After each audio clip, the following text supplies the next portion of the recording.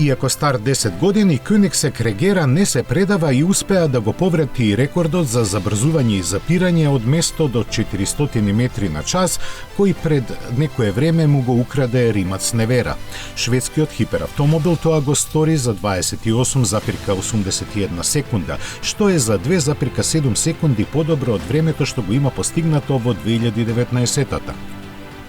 За ваквата разлика се заслужни новите пневматици и подобрата состојба на асфалтот на еден аеродром во близина на Стокхолм, каде рекордот е постигнат, додека возилото е сосема исто. Според фабричките спецификации, опремено е со хибриден 5-литарски V8 твин турбо мотор кој произведува 1500 коњски сили.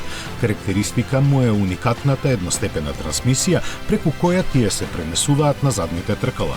Шведската мануфактура направи само 80 примероци од овој хиперавтомобил, чија цена изнесуваше $2 милиона.